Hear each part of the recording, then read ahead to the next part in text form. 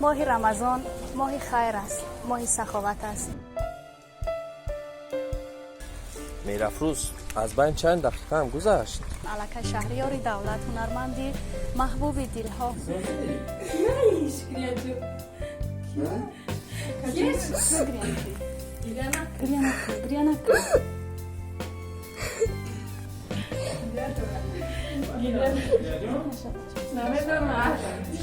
دخترکی که در بر من نشسته است و با امر تقدیر دردمند است، معیوب است.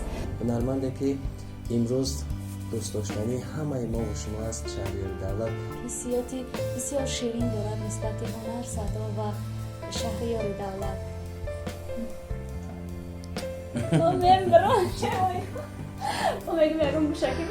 اگر بیای با نزدم عزیزم، جون ما فدات میکنم عزیزم.